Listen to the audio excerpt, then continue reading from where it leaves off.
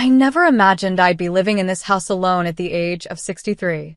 Every evening, as I walk up the stairs and run my hand along the smooth wooden railing, memories come rushing back. I think about all the family members before me who did the same thing. This house on 13 Maple Street has been in my family for more than 100 years, and I've lived here for most of my life. My name is Emily Blunt. 23 years ago, my husband John left me for his 27-year-old secretary. At that time, our son Ryan was only 13. I still remember the day John told me he was leaving like it happened just yesterday. We were in the kitchen. He didn't look me in the eyes and kept playing with his wedding ring. "I'm sorry, Emily. I never wanted this to happen," he said softly. I just stood there, holding the kitchen counter so tightly that my knuckles turned white. "Does she make you happy, John?" I asked, trying not to cry. He nodded but still didn't look at me. "I'll make sure Ryan is taken care of. I'll pay good alimony," he promised. To be fair, he did keep his word. Every month, he sent money without missing a single payment. I didn't spend that money on myself. I saved every bit of it for Ryan's college education. To pay for our daily needs, I worked extra hours at the marketing company. Thankfully, we didn't have to worry about the house. It was paid off, thanks to my grandmother. It was her last gift to me. This house has been my rock through everything. Once, a movie crew even used it to film a story set during the Civil War. They said the house looked perfect for that time period. The producer even offered me a huge amount of money to buy it, but I couldn't let it go. This house isn't just made of bricks and wood. It holds my family's memories. It's part of who I am. After John left, I focused on my job and raising Ryan. Dating didn't feel right anymore. Some of my coworkers tried to fix me up with people, but I always said no. "I'm married to my career," I would joke. But deep down, I just didn't believe in love anymore. Ryan became my whole world. I made sure Ryan always had what he needed: love, support, and guidance. We had our daily routines, breakfast together every morning, doing homework at the kitchen table, and watching movies on Thursday nights. He worked hard, finished school with good grades, and got into a good college, all thanks to the money his father sent. Last year, Ryan brought a girl named Ashley home from work. I tried to be kind and friendly. She seemed nice, always smiling, saying nice things about the house, and asking about the family photos. But something didn't feel right. Maybe it was the way her smile didn't reach her eyes, or how she would quickly change the topic when work was mentioned. Still, I told myself I was just being too protective. One evening, while we were having dinner, Ryan said, "Mom, we're getting married." I forced a smile and gave them both a hug, even though I had a strange feeling deep inside. "I'm so happy for you both," I said. And I meant it, or at least I wanted to believe I did. The wedding was small but beautiful. I sat in the front row, watching my son promise his life to a woman I hardly knew. John came too, with his new wife and their teenage twins. We nodded politely at each other but didn't talk. In the beginning, everything seemed okay. Ryan and Ashley moved into an apartment across town. They both worked at the same tech company. Sometimes I invited them over for dinner. Ashley would look around the house like she was examining everything closely, and something about that made me uneasy. But I never expected how quickly things would change, or how my quiet life was about to turn upside down. One day while I was at work, I got a phone call from Ryan. His voice was shaking, and I could tell he had been crying. "Mom, they're letting go half the staff," he said. "Ashley and I are both losing our jobs." My heart dropped. I knew how tough it was to be laid off. I'd seen it happen to many people during my years working in marketing. "Take a deep breath, honey," I said. "Tell me what you need." "We won't be able to pay rent next month," he said softly. "Our savings are almost gone." I quickly checked my bank account and sent them enough money to cover 4 months of rent. It wasn't a small amount, but I had some money saved up, and he's my son. "This should help you both until you find new jobs," I told him. The next few weeks were full of ups and downs. Ryan found a new job at a smaller company, but it paid much less than his last one. Ashley, on the other hand, I didn't want to say anything, but it didn't look like she was really trying to find a job. When I visited, I often saw her scrolling through social media instead of looking at job ads. Then, just as the 4 months were almost over, I got another call from Ryan. Mom, I really don't want to ask this, but is there any way we could stay with you for a while? Just until things get better, Ryan said. I looked around my big, quiet house, thinking about all the empty rooms. Of course, honey.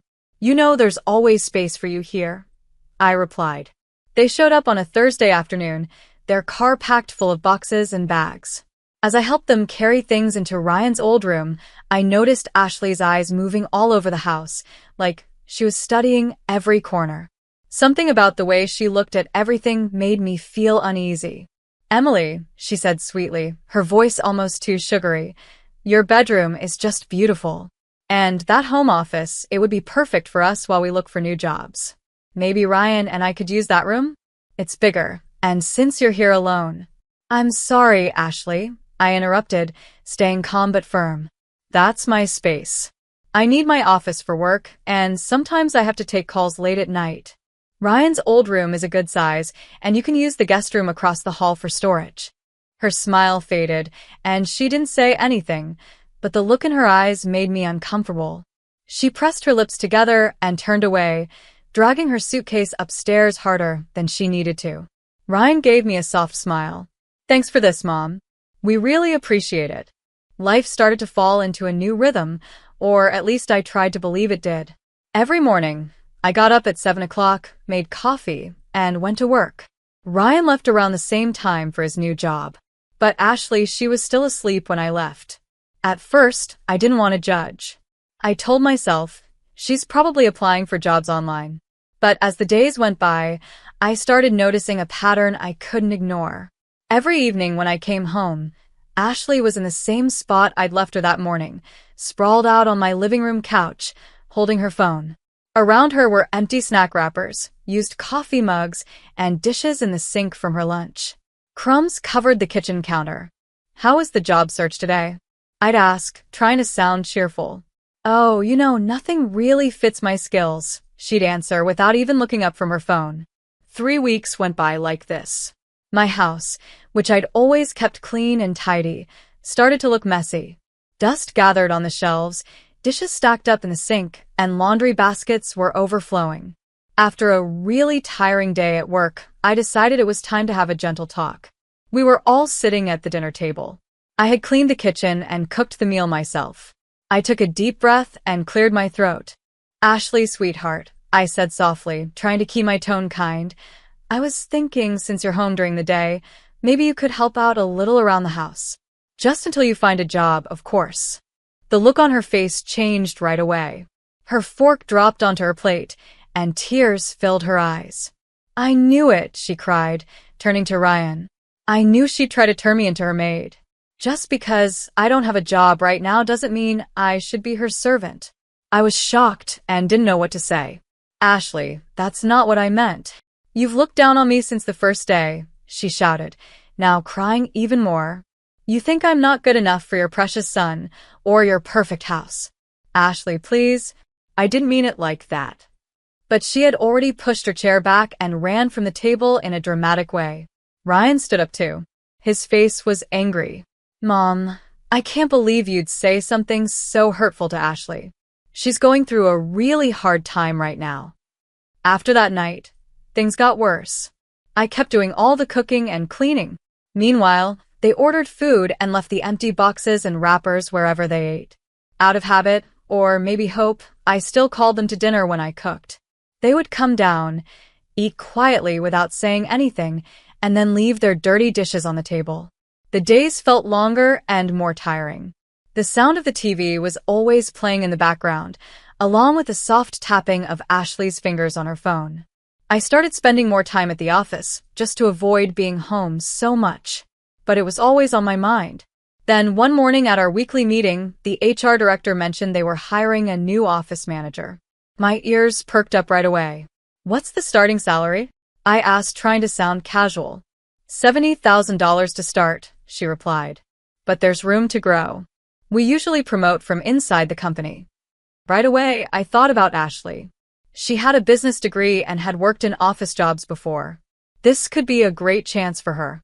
During my lunch break, I started typing a message to tell her about the job. But then I deleted it. This was something I needed to say in person. I left work early that day, feeling hopeful for the first time in a while. Maybe this would fix everything. When I got home, Ashley was in her usual spot on the couch, staring at her phone. An open bag of chips sat on the coffee table, with crumbs scattered everywhere. "Ashley," I said, trying to sound cheerful and positive. "I have some good news," I said. "There's a job opening at my company for an office manager. It's a beginner-level position, but there's a chance to move up. The pay is decent, and I could even drive you to work. We could go together." Ashley jumped up from the couch, and the chip bag flew to the floor. "Are you serious right now?" she shouted. "An office manager? Do you even know what I'm qualified for?" I just thought. "You thought what? That I'd be happy getting coffee for people and organizing paper clips?" Her voice got louder with every word. "I have a business degree. I used to be a project coordinator." "Ashley, please, I didn't mean it like that." "Oh, I know exactly what you meant," she yelled. "You think I'm just sitting here doing nothing. You think I'm lazy. You hate that I'm not working, so now you're trying to force me into some low-level job." Just then, Ryan walked through the front door. Terrible timing. "What's going on?" he asked, looking at both of us. Ashley ran to him, tears rolling down her cheeks. "Your mom insulted me again. She called me a freeloader and tried to make me take some cheap office job." I stood up, my hands shaking. "Ryan, that's not true. I was only trying to help. There's a job at my office, and I thought—" "Mom, stop." Ryan's voice was sharp. It cut through the room like a blade. "Why do you always do this? Why can't you just leave Ashley alone?" "I was only trying to help," I said, honestly confused. "Help," Ashley said between sobs. "You're trying to embarrass me." She ran upstairs, crying loudly enough for the whole house to hear. Ryan looked at me with disappointment in his eyes. "I never thought living with you would be so hard, Mom," he said, shaking his head. "You're always causing problems. It's like you enjoy the drama." Then he followed Ashley upstairs, leaving me alone in the living room. I sat back down in my chair, my coffee now cold in my hands. "Starting drama," I whispered to myself. The words felt bitter. In all my 63 years, no one had ever said that about me. The days turned into weeks. I learned to keep quiet about jobs. If I even mentioned work, Ashley would glare at me, so I stopped saying anything. It was easier that way, even if I had to watch her lie on the couch every day doing nothing. Things began to change when Ryan got his first big paycheck at work. Suddenly, Ashley started going out more. She came back with shopping bags from fancy stores and fresh manicures that probably cost more than a week's groceries. Not once did she buy anything useful for the house, not even basic things like laundry soap or paper towels. I still had to take care of all that myself. I kept hoping that now Ryan was earning more money, they would finally start looking for their own place. Every morning, I checked rental listings on my phone, imagining them finding a nice little apartment somewhere across town. But they didn't seem interested in moving out. In fact, they looked completely happy staying here and getting more and more comfortable in my house. One evening, I came home from work and found Ashley happily talking on the phone in the living room. "Oh my God, yes. The house is just perfect for a party," she said. "You should see the vintage chandelier in the dining room. It's going to look amazing in the photos." I set my briefcase down, already feeling uneasy. "What party?" I thought. She hung up and turned to Ryan, who had just come in through the front door. "Babe, we should totally have our anniversary party here. Can you believe it's almost been 3 years?" I looked at her and asked, "Where exactly are you planning to have this party?" She smiled and waved her hands around the living room. "Here, of course. This house is beautiful, Emily. All our friends are going to love it. I'm thinking we can set up the bar in the entryway and maybe move some furniture in here to make room for dancing." I tried to stay calm. "Shouldn't you have asked me first?" But Ashley was already busy scrolling through her phone. "We should invite the Hendersons and maybe that new couple from your office, Ryan. Oh, and we have to call the same catering company we used for New Year's." I looked at Ryan, hoping he'd say something. But instead, he just nodded and smiled, clearly liking Ashley's ideas. Later that evening, I pulled Ryan aside in the kitchen. "Mom, I know what you're going to say, he said quickly. But this would mean a lot to Ashley. She's been feeling low lately, and this party would really cheer her up. Ryan, this is my house. You can't just decide to throw a party here without asking me. Please, Mom, he said, giving me that same look he used to when he wanted a second piece of cake as a kid. I promise we'll handle everything. I'll even hire a cleaning service after the party. You won't have to do a thing. I looked at my son, the same boy I once raised with so much love and care, and I felt my strength slipping. Fine, I said with a sigh, already knowing I was going to regret it. But I want everything back exactly the way it was afterward. Thanks, Mom. You're the best, he said, hugging me quickly before running upstairs to share the good news with Ashley. The week before the party was completely chaotic, and I wasn't part of any of it. Ashley took over the house like she was in charge of a big event. Delivery trucks came and went, dropping off everything from fancy tablecloths to crystal glasses for champagne. Ashley moved my furniture around without asking me. She pushed my favorite reading chair into a corner to make space for a dance floor. I tried to stay out of the way and spent most of my time in my office. Still, I couldn't help hearing her long phone calls about snacks, drinks, and decorations.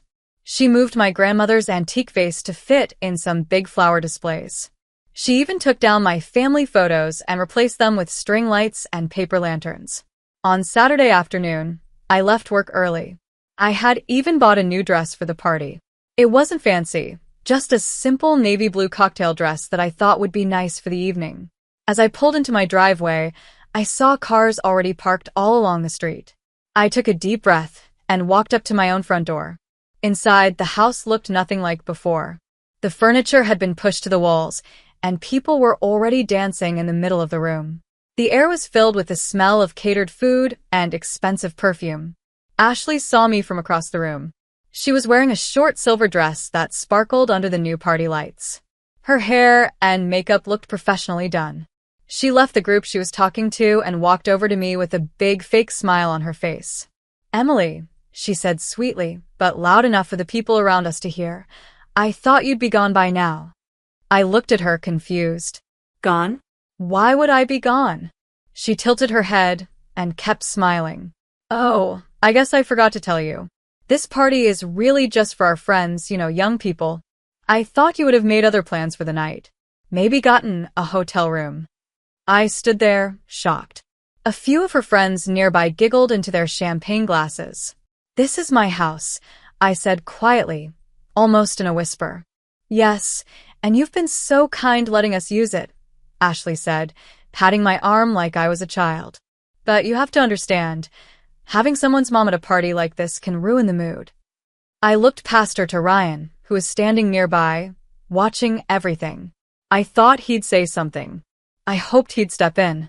Mom, he said, walking over. Ashley's right. This party is really more for younger people. It might be better if you weren't here. And in that moment, something inside me, something that had been getting weaker and weaker over the past few months, finally broke. Without saying a word, I turned and walked up the stairs. Behind me, I heard Ashley's smug voice. See? I knew she'd understand. She's probably just gonna pack an overnight bag. I walked into Ryan's old room, now their room, and pulled their suitcases out from under the bed. My hands didn't shake. I started emptying their drawers, not bothering to fold anything. I just tossed their clothes into the suitcases, designer dresses, expensive suits, all the things they had bought using Ryan's new paycheck. I stripped the bed, wrapped their bathroom items in a towel, and added those to the bags too. Downstairs, the music was loud as I dragged the heavy suitcases down the stairs, one in each hand. The thumping sounds of the bags hitting each step caught everyone's attention. People stopped talking and turned to watch. Mom, Ryan's voice shook. What are you doing? I dropped the suitcases right in the middle of the living room on what was supposed to be the dance floor. You're leaving now, I said. The party's over. Ashley's face twisted with anger. What the hell do you think you're doing? She shouted. This is my house, I said, calm but serious. You have exactly 6 minutes to leave, or I'll call the police and have you removed for trespassing. Mom, come on, Ryan said with a nervous laugh. You're not serious, right? I took out my phone. 5 minutes. Guests started moving toward the door, whispering to each other. Some were already pulling out their phones to order rides. You crazy old woman, Ashley yelled, stepping closer and pointing her finger at me. I moved fast, faster than anyone expected. I stepped right up to her, standing just inches from her face. Call me one more name, I said, my voice low and steady. And I'll show you how much fight this old woman still has in her. Go ahead. Try me. Ashley's face turned pale. She stepped back quickly and grabbed one of the suitcases. Ryan stood still for a moment, unsure of what to do. Then he picked up the second bag. Mom, Get out. They walked to the door.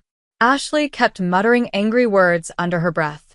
Ryan looked back once, but I had already turned away.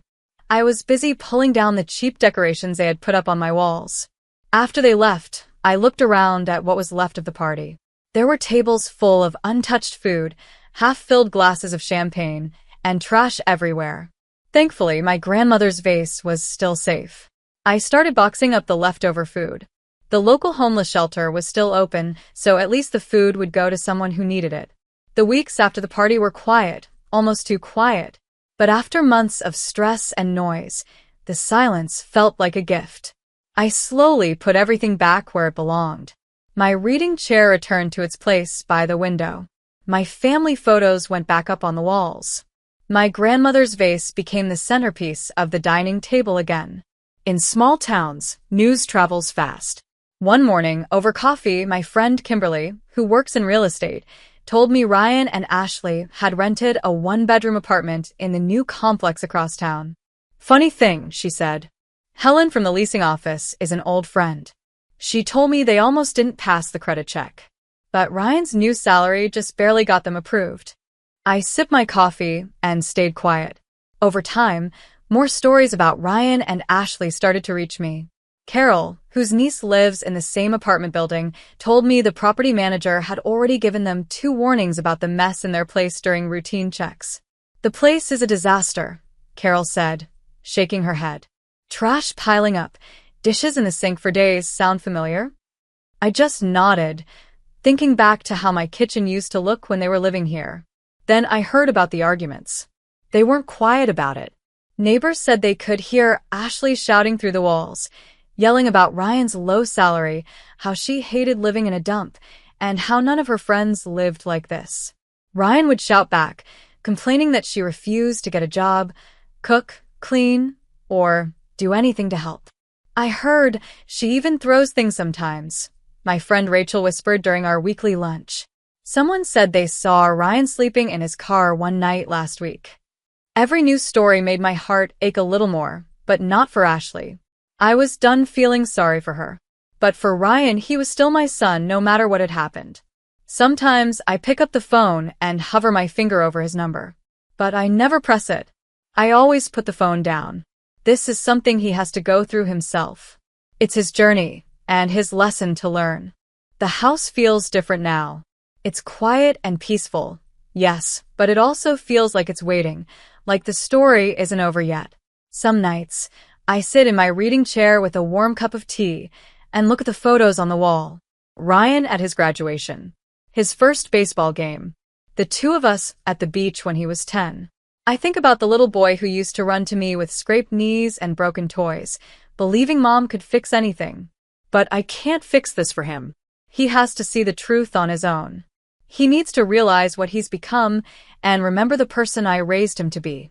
Until then, I'll be here in our family home, keeping his room ready, just in case. Not for Ashley. That chapter is closed. But for my son, when he's ready to come back, say sorry and rebuild. In the meantime, I'm focusing on myself. I joined a book club, started painting on weekends, and even adopted a cat from the local shelter. His name is Eric, and he's wonderful company. In the evenings, he curls up beside me, purring softly while I read. We don't need to talk to enjoy each other's presence. Life goes on, as it always does. And when Ryan is ready, he'll know where to find me.